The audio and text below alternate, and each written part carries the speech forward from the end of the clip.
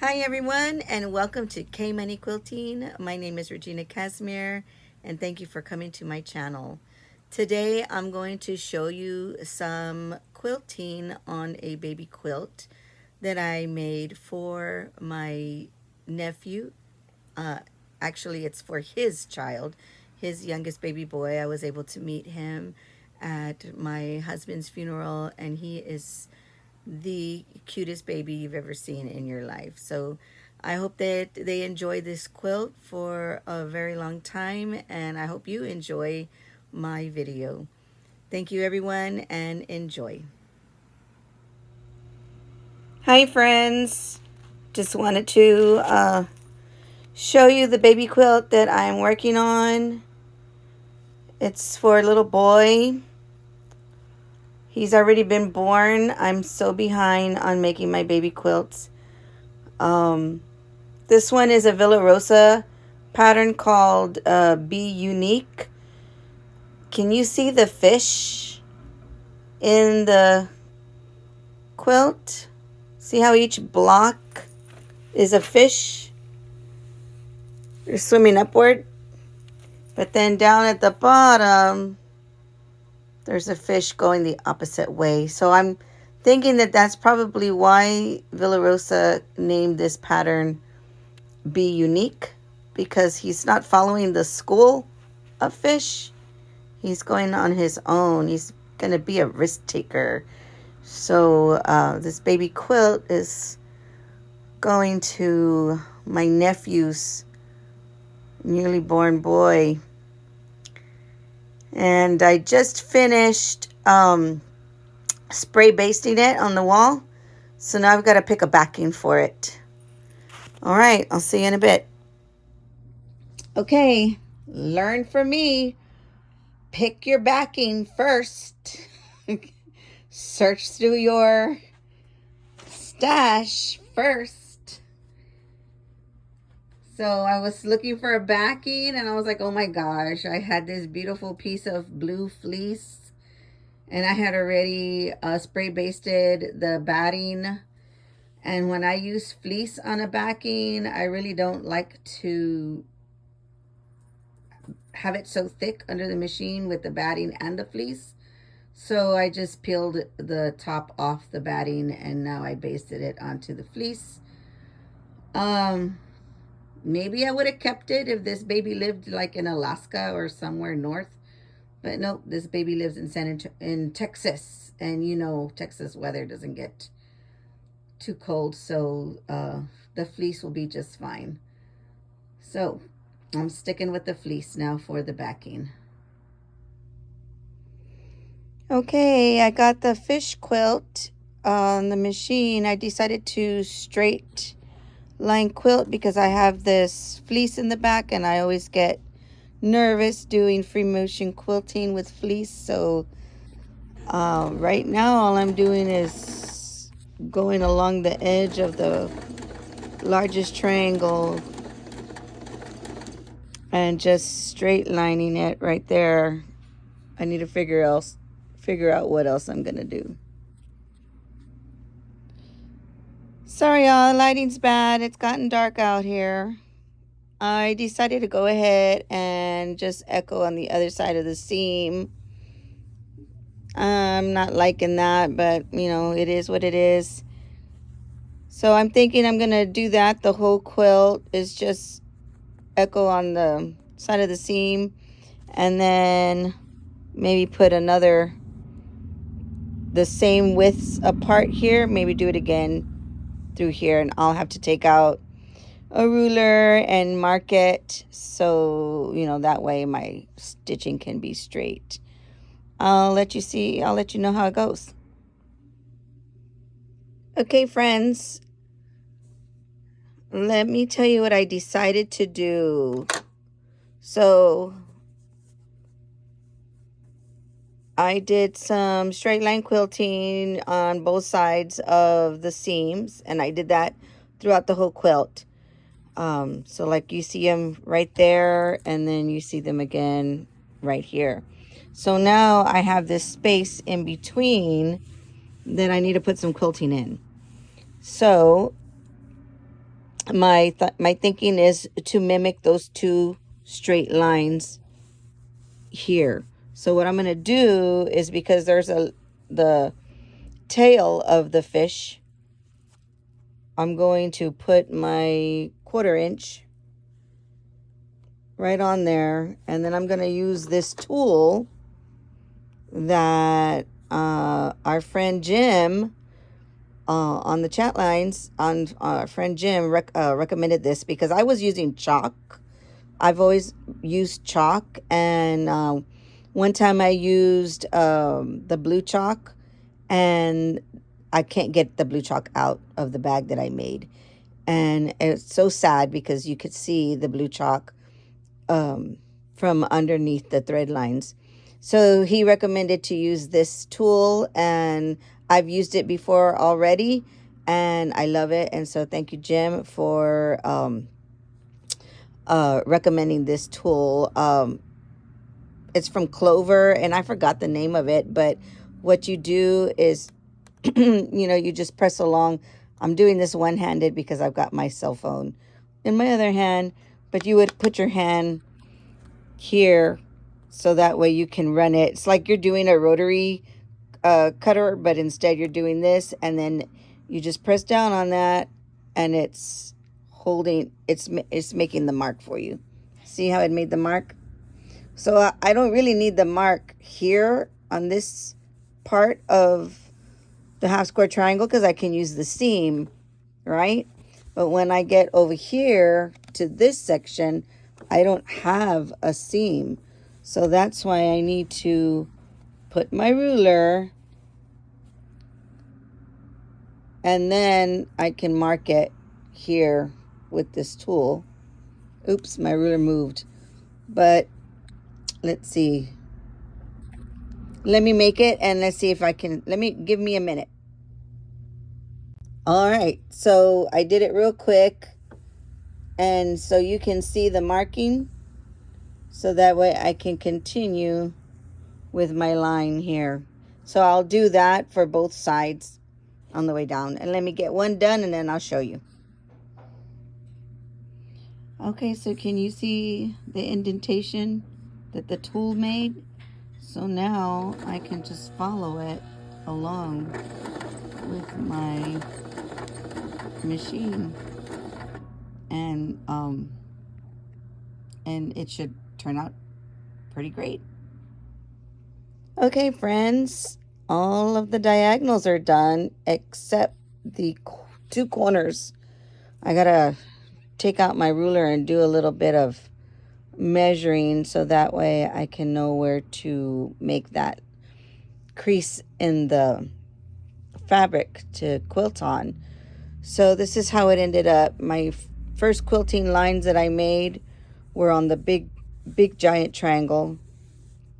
So I just mirrored the seam, and then after I did all of those, then I went to in between, and I said I wanted to mimic the 2 straight lines. So I used the seam of the fin tail to create these lines, and I used the longest ruler that I have here at my house. Oh, where did it go?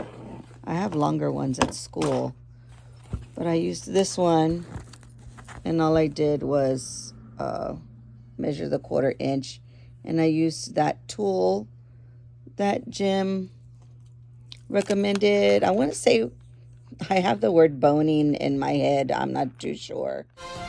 Newsflash, it's not boning, it's a Hera marker. I don't know what I was thinking. If that's correct, I'll look it up before the video's over. So now I've got to measure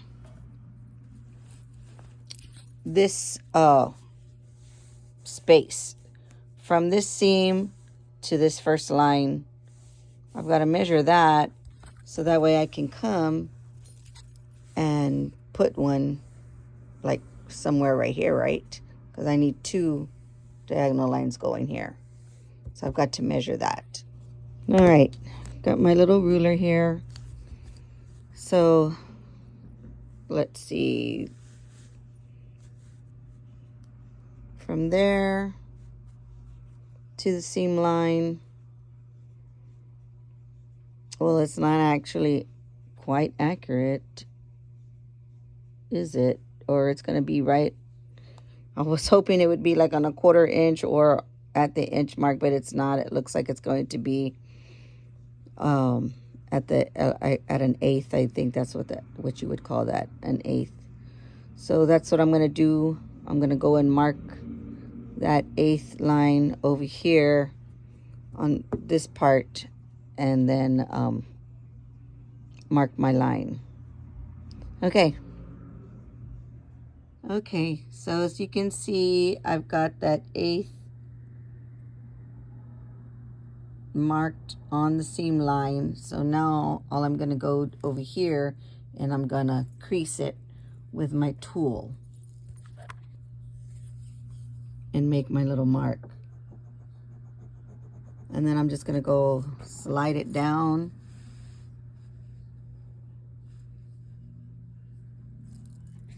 Make another little mark. Come up here. Oops, I went a little bit too far. And then, make my, hold on.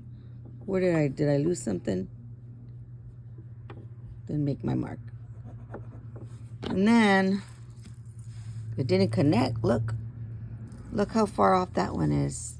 Did I mismeasure something? Goodness gracious.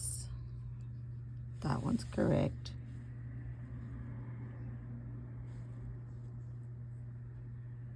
That one's correct. Oh yeah, I must have put that mark somewhere else. I must have not measured correctly. There, that's better. Okay, now with my longer ruler, now I can get those creases lined up just like that, and then mark them. You know, go all the way down like that. But I'm gonna do it in a minute. Okay, there it is. So since over here I did a 1/4 inch here and a 1/4 inch there, so this should total a 1/2 inch. So then I can get my ruler with my 1/2 inch marking line, and then I can make my next crease just like that. Okay, so there are my crease marks. Then I can go, and they look pretty good compared to these right here. So now I can just go and stitch on those. And then I can do the same thing that I did here. I can do it on the opposite corner. All right, everybody, quilting's done on this little baby blanket. I really like the way the diagonals came out.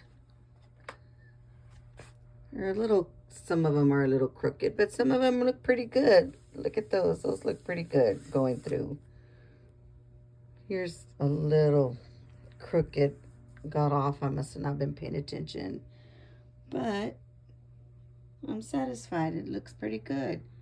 Some of the quilting, you can't really see it like in the plaid unless I get really close. There it is. Or even in this dark fabric. I can feel it, but I can't see it. But it turned out pretty well. I messed up though. I should have cut the fleece 2 inches all the way around so I could just do a fold over like pastry cream does. I like that method. It's so quick and easy. Now I've got to trim it up and bind it. All right, I'm glad this one's almost done. Okay, friends, I'm about to start making this binding for my latest baby quilt. I'm going to use that tool I showed you all the other day. I did it with one hand on my video, and it was kind of tough. And Zaza commented saying that it's easier with 2 hands. And yes, she's right. It is easier when I use 2 hands. So I'm gonna go ahead and pause it, and I'll let you know what I think about this. Is the second time I'm using this tool, so I'll let you know what if I like it or not. Okay. Binding is ready to get put on the blanket, on a baby blanket. That tool is a time saver. It is. It saves my fingers from the heat. So I think I'm going to keep on using it. Alrighty. And maybe I'll put the name of that tool in the description if I can figure out how to do that. Okay. All right. See you in a bit. Hi, everyone. I'm back. And it's time to put on the binding on this baby quilt, the Be Unique quilt, the one with the fish, the triangular fish. So I made the binding, and I do my binding by machine. I learned this from Barbara Jordan, and I always start on the back of the quilt, and then I flip it over to the side. And when I first started doing this, I would clip it all the way around. You know, once I got this on, I would clip it all the way around. I don't do that anymore. That's just extra time for me. Yeah, to each his own. That's what I do. All right, I'm just going to go and with my 1/4 inch, go all the way around, and then I'll come back when I get it done. Okay, friends, binding is on the back side, and now I've got the front side of the quilt, and all I'm doing is pulling over the binding over to the seam line and just making sure that it's covering right on the seam line. And I put my needle right there on the seam line as well, and it's going to sew like probably about like 1/8 of an inch off the edge. Sometimes I get lucky. Oh, was that out of focus the whole time? I'm so sorry. Sometimes I get lucky that like when I'm not in a hurry and I'm like taking my time, sometimes I get lucky that the stitch mark is right on this edge here, and sometimes I don't, and it ends up on the actual backing. But it's okay. I don't, you know, I don't fuss about it, and I'm okay with that. Sometimes the stitch line on the back side ends up right in the ditch right here, and that's cool too. So, you know, it just depends on me, and you know how much I pull over, and if, you know, if I'm paying attention, or if I'm listening to somebody on YouTube while I'm working or whatever, you know, it just depends. But I'll show you when I'm done here. It's just gonna go. Was I out of focus again? Oh my gosh. So see, that's what I just do. I'm just gonna go and go and go. All right. All right, everyone, binding is on. Moment of truth. Let's see how lucky I got. Here's the front. Okay, so I'm going to flip it around and see. Oh, look, look, look. Pretty good, pretty good, pretty good. Look at that. And that's like blind sewing. Oh, uh-oh, uh-oh. See, I must have zoned out right there for that little bit, and that part got in the ditch. And then I need to get a lint roller on here. Pretty good, pretty good. All right, so I'm guessing it's gonna be like that throughout there's some more in a different part of the quilt. So I did pretty good. All right, so I can do it. All right, friends, now that the binding is all on, the last thing to do is make the label for the back. And I'm auditioning here a label. I'm auditioning a border for the label. This is just a little piece of white cotton or cream colored cotton. I usually use whatever I put on the binding as the border around the label, but since my binding was just a plain solid, I I'm opting for a print from the front of the quilt. And at first I thought about this blue, but then I forgot that the fleece in the back was blue. So I don't know, that kind of washes that out, I think. And then the other colors are green, and I use this green or the plaid. The plaid kind of scares me though, because, you know, like when you connect it, you know, and all like that. So that kind of scares me. I don't want it to look all, like we say here in San Antonio, chafa. I want it to look, you know, nice. So I think I'm going to go with the lime dots here as the border. So I'm just going to cut about 1.5 inches, maybe 2-inch strips going all the way around, or 1.5 inches, and then sew it down. Okay, let me get to it. All right, friends, here's the final product. Labels on. Look at the quilting on the fleece. And here it is in total. Thank you all for watching. Have a great day. Sew something today, because therapy is great. Love y'all.